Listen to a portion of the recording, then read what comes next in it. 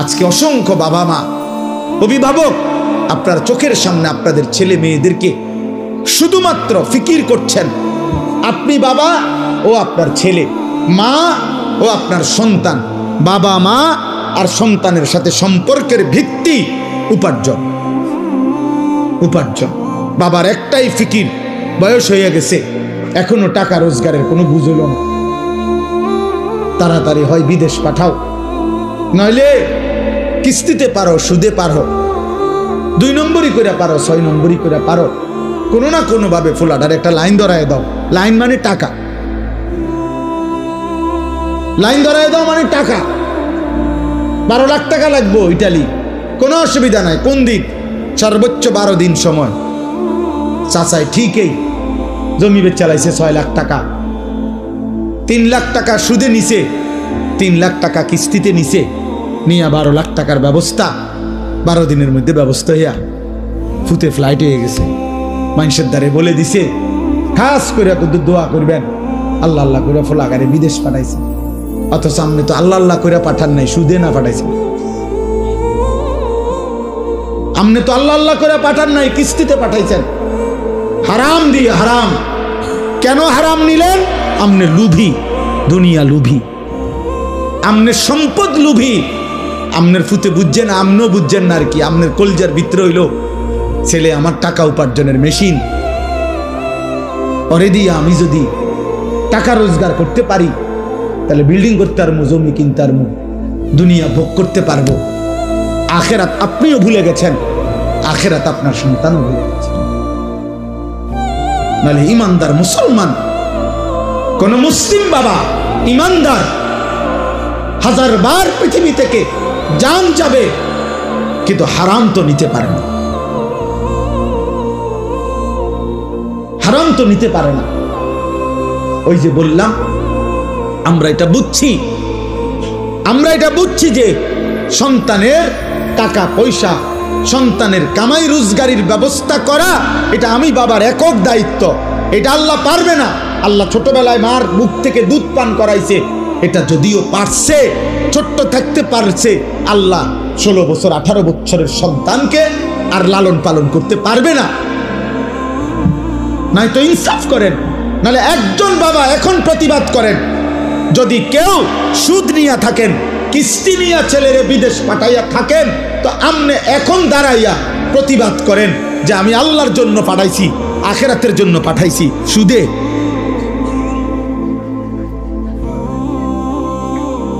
বলেন এখন প্রতিবাদ করেন, এখন বিচার হইব আমার।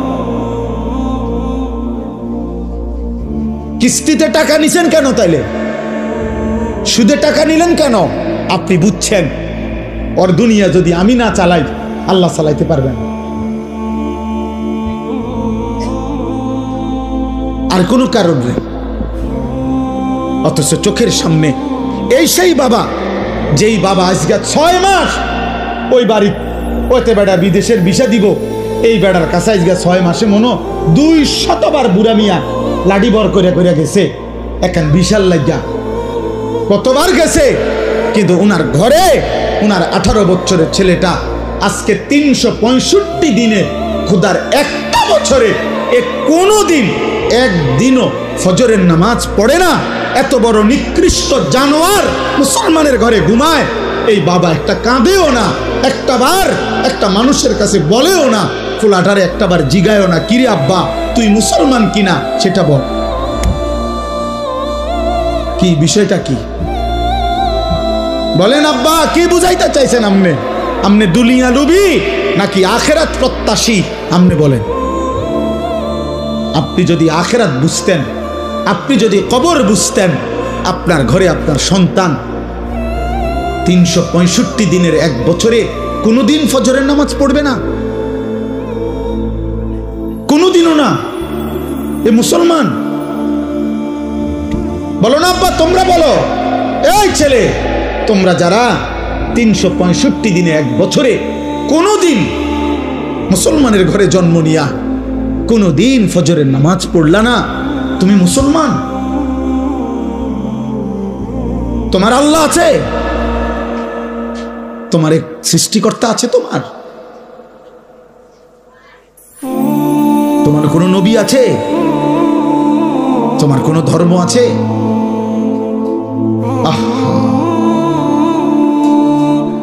ইমানদারের সন্তান তো এত বড় নাফরমান হওয়ার কথা না। এমন মালিক তো ভুলার কথা না রে বাপ। সারাদিনে এক ওয়াক্ত নামাজ পড়ে নাই, এ কেমন মুসলমানের সন্তান? ওই বাবা মানে কেমনে? ওই মা রাঁধে কিভাবে? ওই স্বামী মানে কেমনে যার স্ত্রী কোনো নামাজ পড়ে না? ওই বাবার ঘুম আসে কেমনে যার সন্তান নামাজ পড়ে না? আল্লাহ নবী সাল্লাল্লাহু আলাইহি ওয়াসাল্লাম বলছেন, এশার নামাজ এবং ফজরের নামাজ যে পড়ে না, নবীজি বলছে সে মুনাফিক। একাধিকবার বলছে নবী, একাধিকবার, একাধিক হাদিসে নবীজি বলছে সে মুনাফিক, মুনাফিক, মুনাফিক। এশার নামাজ এবং ফজরের নামাজ যে পড়ে না, লা ইয়াশহাদুহুমা মুনাফিকুন, নবীজি বলছে এশা এবং ফজরের জামাতে আসে না মুনাফিক। বিশুদ্ধ হাদিস। ইন্না আসকালা সালাতিন আলাল মুনাফিকিন সালাতুল ইশা ওয়া সালাতুল ফজর। ওই ছেলে, এই বেটা, মোবাইল ওলা ছেলে, সরো এখান থেকে, যাও এখান থেকে বেটা।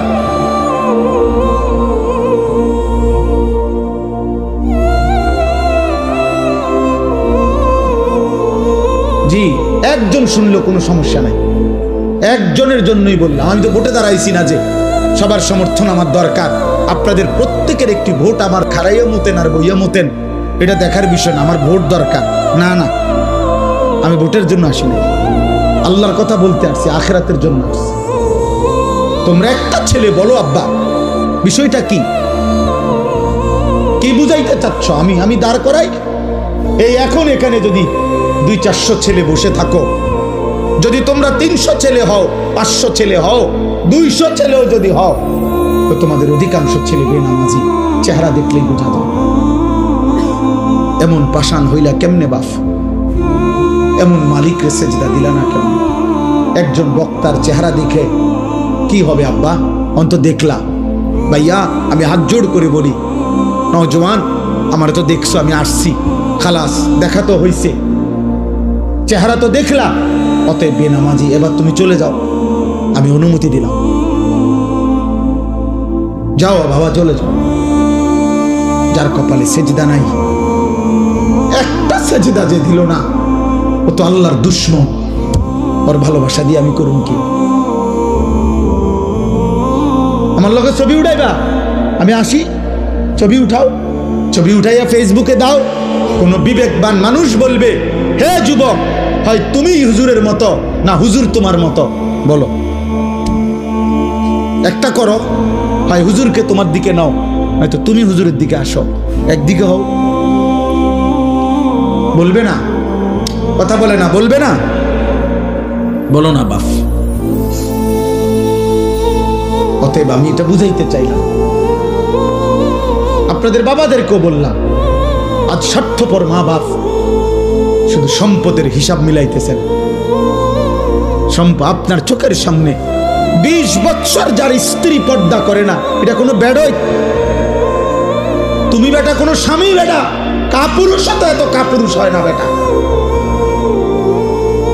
মুসলমান তো দূরে থাক, আত্মমর্যাদা যার আছে, আত্মসম্মান, আত্মবিবেক,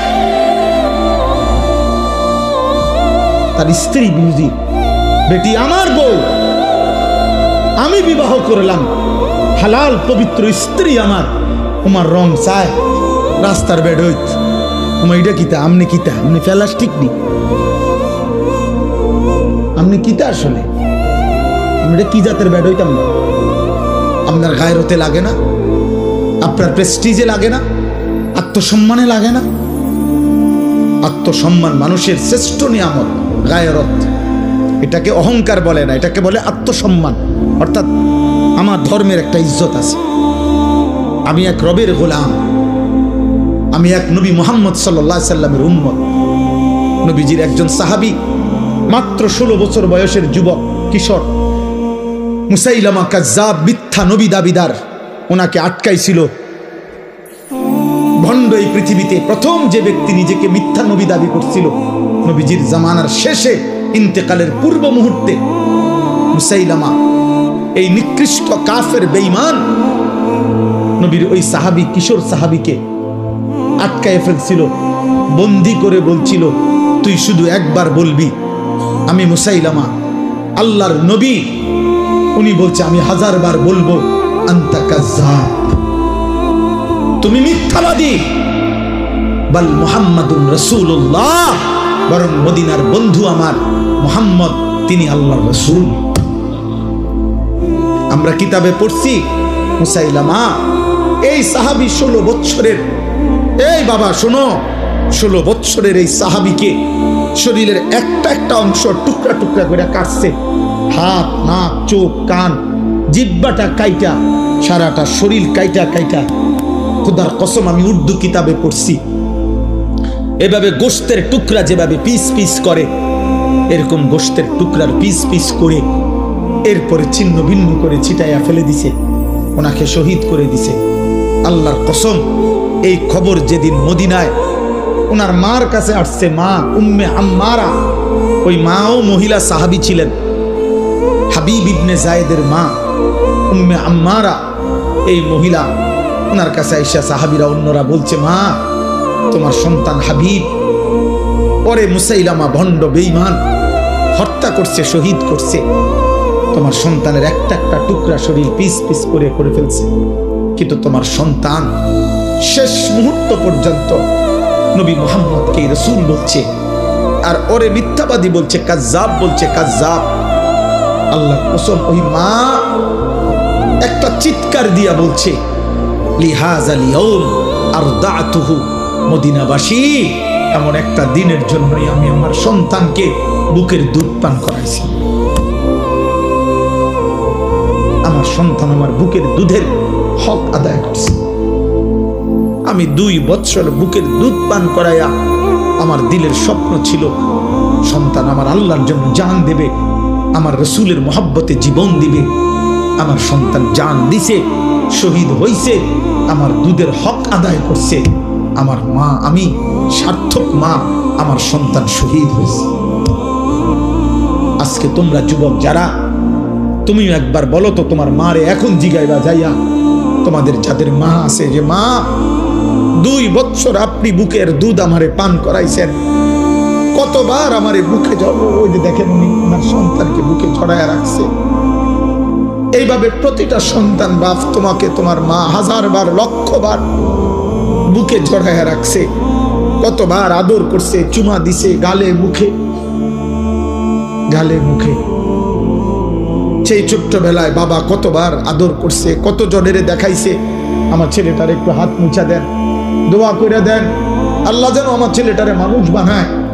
কত মা কত স্বপ্ন দেখছে, খালার কোলে দিছে, ফুফুর কোলে দিছে, দাদির কোলে দিছে, নানির কোলে দিছে, ওই ঘরের মার কোলে দিছে, বুবুর কোলে দিছে। আমার বাচ্চাটারে দোয়া করে দেন, দোয়া করে দেন, বলে দেন, মুছে দেন, ছুঁয়ে দেন। আমার আব্বা, তোমরা বলো তোমাদের মা 2 বছর দুধ পান করাইছে 16 বছর বয়সে, এই জন্য যে তোমরা 16 বছর বয়সে, 18 বছর বয়সে রাত দিন মোবাইলে উলঙ্গ ছবি দেখবা, নর্তকী দেখবা, নারী দেখবা, জিনার ব্যভিচারের দৃশ্য দেখবা, একটা সিজদা দিবা না, 1 ওয়াক্ত নামাজ পড়বা না, আল্লাহকে একটা বারো ডাক দিবা না। এই তো ছিল তোমার মায়ের স্বপ্ন না? হায় হায় নাফরমান, করলি কি? মায়ের দুধের এত বড় বেইজ্জতি করলি, মায়ের দুধের এত বড় অপমান করলি নাফরমান। মোবাইলে যে নর্তকী দেখো, নারী দেখো, ও তোমার মা, ও তোমার বোন, ও তোমার বিবাহিত স্ত্রী। ওকে দেখো কেন? যদি বলো না, তাহলে তোমার মাকে এমন কেউ দেখুক তুমি যেমন দেখতে চাও। কথা বলে না? এই নাফরমান, বলো না কেন? তোমার বোনকে এমন দেখুক, তোমার স্ত্রীকে এমন দেখুক, বলো। নবীজি এক যুবককে এই প্রশ্নটাই করছিলেন না? নবীর জামানায় এক যুবক বলছিল, ইয়া রাসূলুল্লাহ, আমি জিনা করতে চাই, ইযান লি বিজিনা, আমারে জিনার অনুমতি দেন। নবীজি তখন তাকে 5টা প্রশ্ন করছে, 5টা। বলছে, যুবক বলো তো, তুমি কি চাও তোমার মায়ের সাথে কেউ জিনা করুক? যুবক বলছে, লা, না। তোমার মেয়ের সাথে কেউ জিনা করুক? লা, না। তোমার বোনের সাথে কেউ জিনা করুক? লা, না। তোমার ফুফুর সাথে কেউ জিনা করুক? লা, না। তোমার খালার সাথে কেউ জিনা করুক? লা ইয়া রাসূলুল্লাহ, না নবী, আমি এটা চাই না, আমি এটা মানি না নবী। আল্লাহ নবী বললেন, ওয়ালান নাসু লা ইউহিব্বুনাহু লিউম্মাহাতিহিম ওয়া বানাতিহিম ওয়া আখাওয়াতিহিম ওয়া আম্মাতিহিম ওয়া খালাতিহিম। তাহলে যুবক, কোনো মানুষও তো চাইবে না তার মায়ের সাথে কেউ জিনা করুক, তার মেয়ের সাথে কেউ জিনা করুক, তার বোনের সাথে কেউ জিনা করুক, তার ফুফুর সাথে কেউ জিনা করুক, তার খালার সাথে জিনা করুক। তাহলে যুবক, তুমি যেই নারীর সাথে হারাম সম্পর্ক করতে চাও, সেও তো কারো মা, কারো বোন, কারো কন্যা, কারো ফুফু, কারো খালা। তুমি যেটা চাচ্ছ না নিজের জন্য, সেটা তুমি অন্যের জন্য। তারা মানবে কিভাবে? যুবক চিৎকার দিয়া কাঁইদা বলছি, ইয়া রাসূলুল্লাহ, আমি আজকে তওবা করলাম, কসম করলাম আর কোনো দিন এমন হারাম করব না, হারাম নারীর কাছে যাব না। আল্লাহ নবী বললেন, কাছে আসো। তো যুবককে কাছে নিয়ে নবী তার বুকে হাত দিয়ে আল্লাহ নবী দোয়া করে দিছে, 3টা দোয়া। আল্লাহুম্মা গফির যামবাহু, আল্লাহ আমার এই যুবকের গুনাহগুলো মাফ করে দেন। ওয়া তাহহির কলবাহু, আল্লাহ তার অন্তর পবিত্র করে দেন। ওয়া হাসসিন ফারজাহু, তার লজ্জাস্থানকেও পবিত্র করে দেন। সাহাবারা বর্ণনা করছেন যে আল্লাহর কসম, এই যুবক আর কোনোদিন কোনো ভিন নারীর দিকে তাকায় না। তোমার মাকে দেখো, তোমার বোনকে দেখো। আযিনা কারজুন। অনেক নওজোয়ান এত রাত কষ্ট করছো তোমরা, এই জন্য বললি, এই বন্ধুর কথা মনে রাখো আমরা। আযিনা কারজুন। ইমাম শাফিঈ রাহমাতুল্লাহ আলাইহি বলছেন, ব্যভিচার, জিনা, নারীর সাথে হারাম সম্পর্ক, এটা কর্জ মানে ঋণ, হাওলাত। ঋণ পরিশোধ করতে হয় না? করতে হয় না? কথা বলেন আব্বা, বলো না। ঋণ শোধ করতে হয়নি। কথা বলেন। খোদার কসম, ইমাম শাফিঈ রাহমাতুল্লাহ আলাইহি জামানার শ্রেষ্ঠ মুজতাহিদ ছিলেন তিনি বলছেন, এই নারীর সাথে হারাম যত সম্পর্ক যদি কেউ তওবা না করে আর আল্লাহ যদি মাফ না করে, খোদার কসম তিনি বলছে, হে যুবক, তোমার পরিবারের কাউকে দিয়ে তা শোধ দিতে হবে। আযিনা কারজুন, শোধ দিতে হবে। শোধ তোমার মা শোধ দিবে, এটা তোমার বিবি শোধ দিবে, তোমার বোন শোধ দিবে, তোমার মেয়ে শোধ দিবে। আল্লাহর কসম, এটা কিতাবে আছে, আদ-দা ওয়াদ-দাওয়া কিতাবে আছে। ইমাম ইবনুল কাইয়িম আল জাওজি রাহমাতুল্লাহ আলাইহি, আযিনা কারজুন।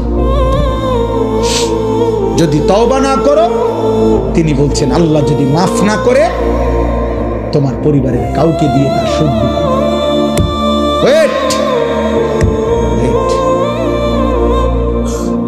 কার জন্যই চুল সাজাইছ আব্বা? এই যে মুশরিকের মতো যারা চুল রাখছো, কাকে দেখাইতা এটা?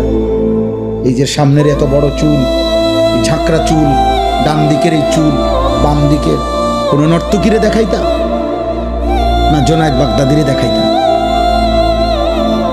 কোন রাস্তার বেহায়া নারীকে দেখাইতা? সিনেমার নর্তকীরে দেখাবার জন্য? কোন হারাম অশ্লীল বেহায়া কোন নারীকে?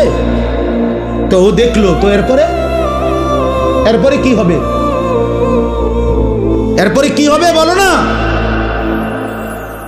বেহায়া নারী, বেপর্দা নারী, মোবাইলের নারী, টিকটকের নারী, সিনেমার নারী, নাটকের নারী, ওর কাছে তো কিচ্ছু নাই, কিচ্ছু নাই। ওর যা ছিল অত টাকার মূল্যে বিক্রি করে দিছে, অত পয়সা মূল্যে জীবন বিক্রি করে দিছে, যৌবন। ওর কাছে আছে কি আর? তুমি আর পাইবা কি সেটা? ও তো তোমার জন্য সাজে নাই, ও তো টাকার জন্য সাজে।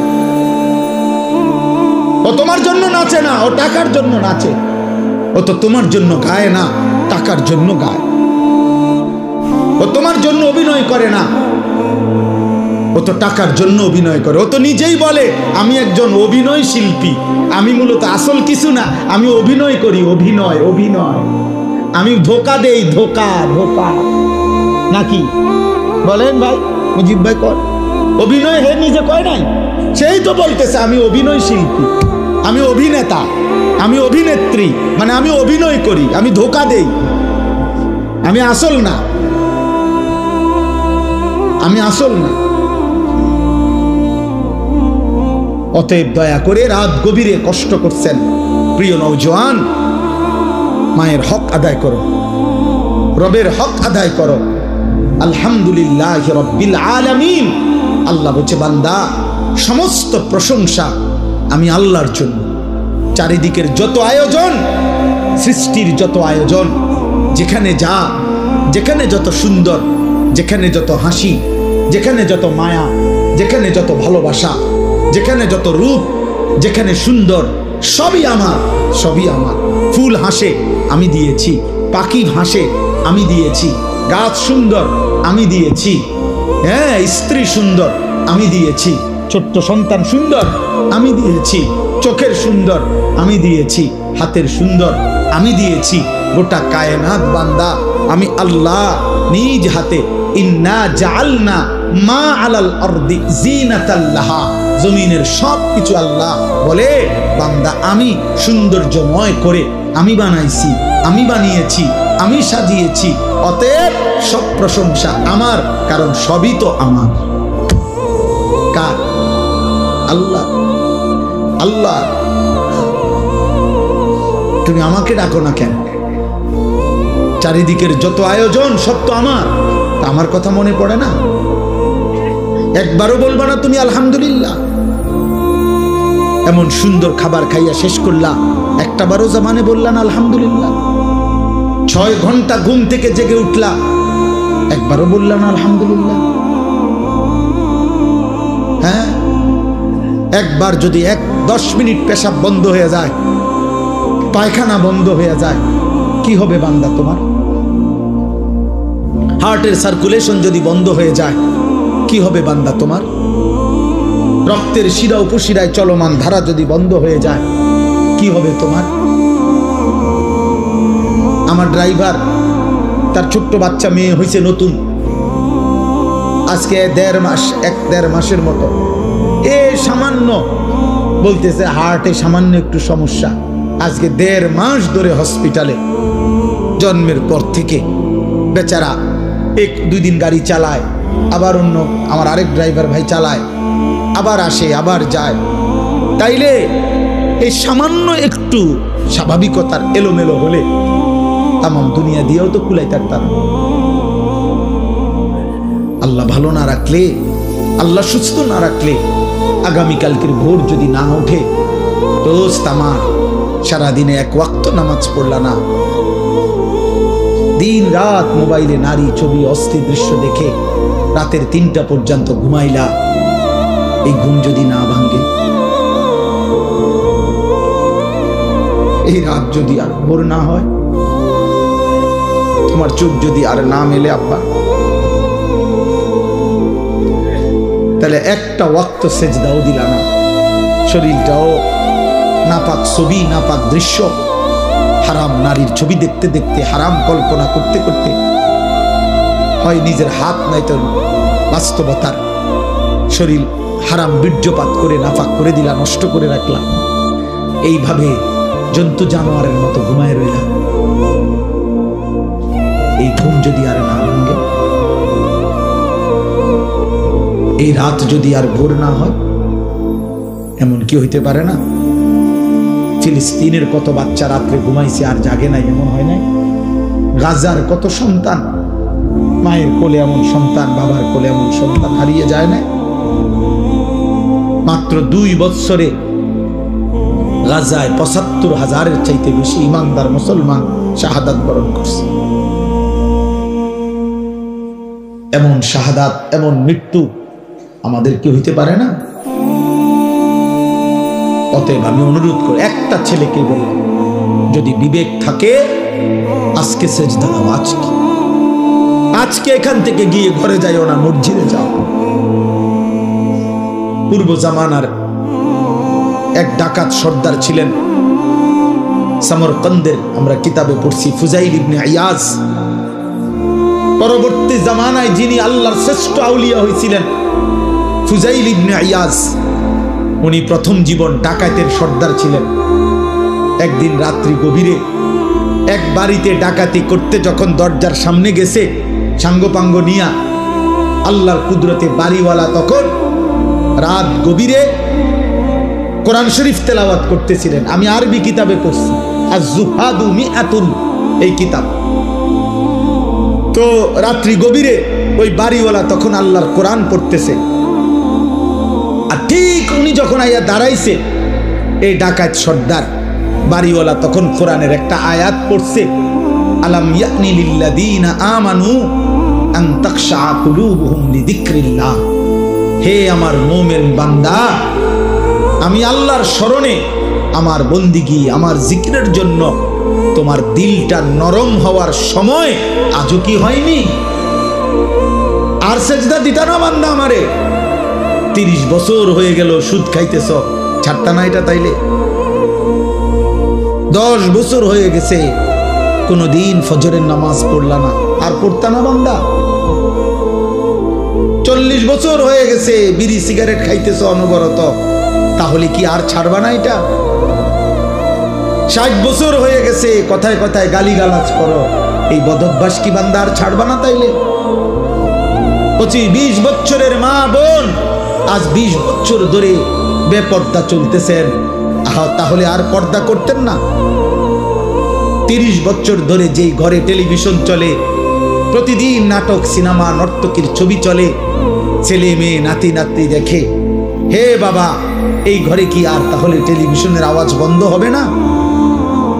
এই গুনাহ আর থামবে না? তাইলে আল্লাহ জানতে চাচ্ছে, বান্দা তাহলে কি আর ফিরবা না?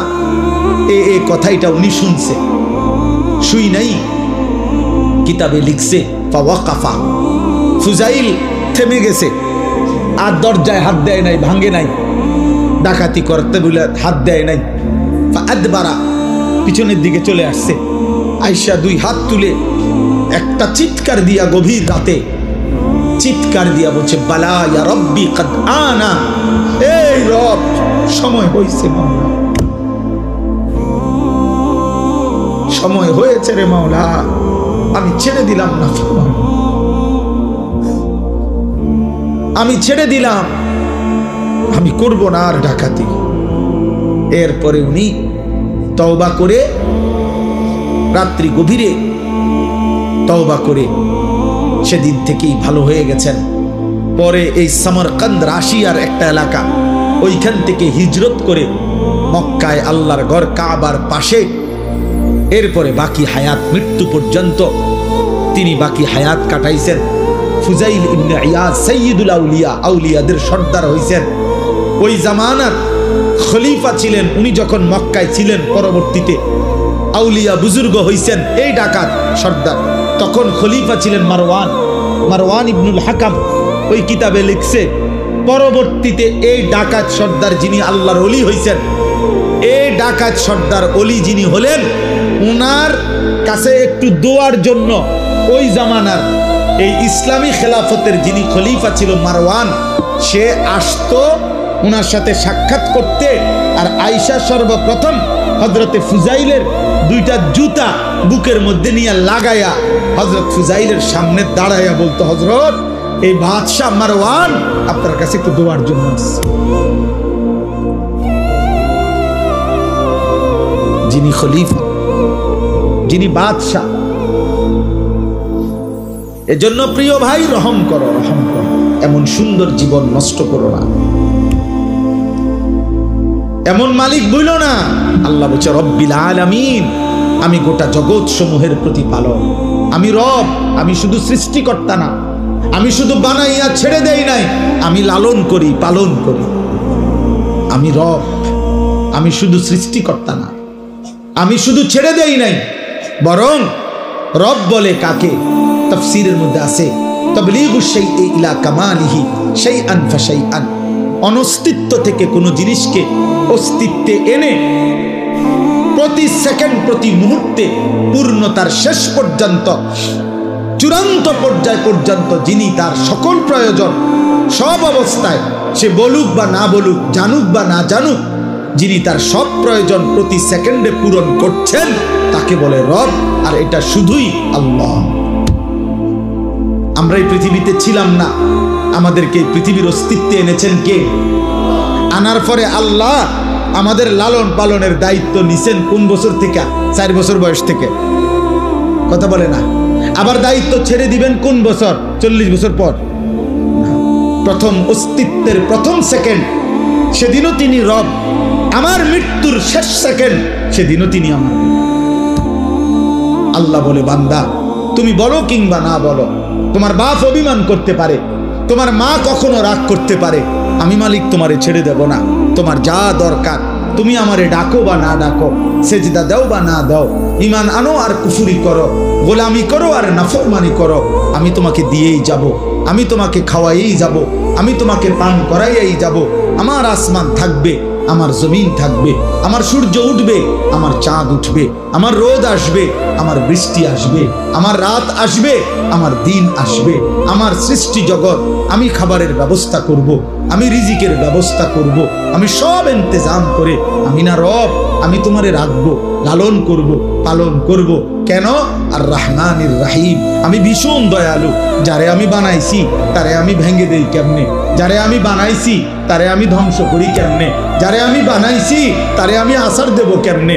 যারে আমি বানাইছি তারে আমি ছুঁড়ে ফেলে দিব কেমনে? আমি না রহমান, আমি না রাহিম, আমি না ভীষণ দয়ালু, আমি না দয়াবান? হ্যাঁ, এই জন্য আমি দুনিয়া তো দেব, খাওয়াবো, পড়াবো, দুনিয়া সংসার সব প্রয়োজন পূরণ করব। তবে বান্দা মনে রেখো শুধু একটা কথা, আমি কিন্তু আজ দুনিয়ায় যা দিচ্ছি আগামী দিন আখিরাতে তা হিসাব নেই। মালিকি ইয়াউমিদ্দিন। তুমি যেটা বুঝছো এটা না বান্দা, তুমি মনে করছো যেই রঙে ভাত খাও। আমার এক পরিচিত জন, আমার একজন পরিচিত বাচ্চা বয়সী, তো তার মা আপনার 20 টাকার নতুন এটা 50টা নোট রাখছে আর কি একটা বইয়ের ভিতরে, বুড়ি এমনি রাখা দিছে ঘরে, উনি নতুন নোট মানে এ বুড়িরই ফুট আপনার হে 2 দিন পর পর এন থেকে একটা নোট নেয়, নিয়ে খরচ করে। তো একদিন মায় টের পাইছে কিরে টাকা দি নাই, তো সন্দেহ করতে করতে ওনার ছেলেরা যখন ভালো করে ধরছে, কহ আমি তো নিছি। কয় তো তুমি নিছো? কেমনে নিল? কয় 2 দিন পর পর একটা নিছি। আমার শুনাইছে আর কি ঘটনা। তো বললো যে তো তুমি এগুলা নিলে কেমনে? কয় আমি তো একবার নিলাম, 2বার নিলাম, আপনি কিচ্ছু কর না, কেউ কিছু কয় না, এই জন্য না নিছি। আজ আমরা ভাবছি এটা যে আমি প্রতিদিন নাফরমানি করছি, একটা সেজদাও দেই না, একটা গোলামিও করি না, আল্লাহর একটা হুকুমও মানি না। ওমা আল্লাহ দে কি সুন্দর আমারে খাওয়াইতে আছে, ঘুম পাড়াইতে আছে, বিল্ডিং দিতে আছে, বউ দিছে, বাচ্চা দিছে, জিফুত দিছে, সংসার দিছে, তামসা করতে আছি, ফুর্তি করতে আছি, মজা মারতে আছি, কোনো অসুবিধা নাই। ব্যাপারটা কি? আল্লাহ বলেন হ্যাঁ বান্দা, ব্যাপারটা হলো এই মালিকি ইয়াউমিদ্দিন, হিসাবের জন্য তো আজকের দিন না, হিসাবের জন্য তো আখিরাত। আলাদা দিন রাখছি তো আমি আজ যা দিয়েছি সেদিন আখিরাতে নিয়ে আমার একটা নিঃশ্বাসের হিসাব আমি আল্লাহ নেব। আমার এক লোকমা খাবার, আমি এক ঢোক পানি, আমার চোখের পলক, আমার কায়নাতের যত কিছু দিয়ে তোমাকে উপভোগ করাইছি, আমি তার হিসাব নেব। আমি বাদশাহ, আমি রাজা ধীরাজ, আমি মালিক, আমি কিয়ামত দিবসের বিচার দিবসের মালিক। অতএব শুনে নাও, বাদশাহ যেমন আদর করে বাদশাহ তেমন শাস্তিও দেয়, বাদশাহ যেমন পুরস্কার দেয় বাদশাহ তেমন শাস্তিও দেয়। এজন্য আমি রহমানের কারণে দুনিয়া এখন দিচ্ছি, কিন্তু আমি মালিক, আমি জব্বার, আমি আজিজ, আমি যুনতিকাম, আমি শদীদুল ইকাব, আমি সরিউল হিসাব, আমি হিসাব গ্রহণকারী, আমি কঠোর শাস্তিদাতা, আমি প্রতিশোধ গ্রহণকারী।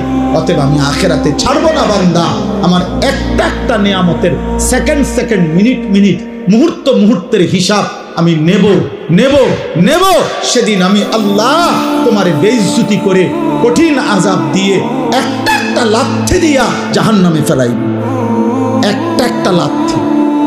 ফেরেশতাকে আল্লাহ বলবে একটা একটা লাথি মার, তারে জাহান্নামে মার ফেলা। তোমরা বেশি বাড়াবাড়ি করছো, নওজোয়ান বাড়াবাড়ি করছো। তোমরা কি ভাবছো আল্লাহকে? কি মনে করছো আল্লাহকে? কি ভাবছো? বাবা কিছু বলে না তো আল্লাহও কিছু বলবে না, মা কিছু বলে না তো আল্লাহও কিছু বলবে না, সমাজের কেউ কিছু বলে না তো আল্লাহও কিছু বলবে না। না রে বাপ, বিষয়টা এমন না। হযরত ওমর রাদিয়াল্লাহু তাআলা আনহু একদিন 3 দিন ক্ষুধার্ত থাকার পরে, তাফসীরের মধ্যে আছে 3 দিন ক্ষুধার্ত থাকার পর একটা 2টা খেজুর আর কয়েক ঢোক পানি পান করছে ওমর। তখন আল্লাহর নবী তখন দেখছে, নবীজি বলেন ওয়াল্লাহি লা তুসআলু আন হাযান নাঈম। ওমর, আল্লাহর কসম, কিয়ামতের দিন তুমি ওমর এই 2টা খেজুর আর এইটুকু পানির হিসাবও আল্লাহর কাছে দিতে হবে যে এইটুকু খেজুরের হক কি আদায় করছো, এই ঢোক পানির হক কি আদায়। একটা ছেলেও যদি বুঝে থাকো বাপ, আজকের থেকে বদলাও। সর্বশেষ কথা হলো আল্লাহ তাআলা বলেন, অতএব বান্দা আমি ব্যালেন্স করে বলছি, তোমার মুখ দিয়া প্রতিদিন আমি উচ্চারণ করাই সূরা ফাতিহা। এতবার তোমারে বলাইছি, না বুঝার কথা না। তুমি মনে নাই এটা কেমনে কইবা? আমি আল্লাহ তো আলহামদুলিল্লাহ সূরাটা শত শতবার, হাজার হাজারবার তোমার মুখ দিয়া বলাইছি। কথা বোঝেন নাই? এতবার বলাইলাম, তুমি বুঝো নাই? এতবার কেন বলাইলাম? এতবার কেন বলাচ্ছি? অতএব আল্লাহ বলছে বান্দা আমি ভারসাম্য করে দিছি, ব্যালেন্স। ব্যালেন্স মানে হলো একদিকে আমি বলছি আমি রহমতের কারণে, দয়া মায়ার কারণে দুনিয়া দেব, দুনিয়া খাওয়াবো পড়াবো, দুনিয়া ডাকলেও দেবো না ডাকলেও দেবো। আমি জন্তু জানোয়াররে খাওয়াই,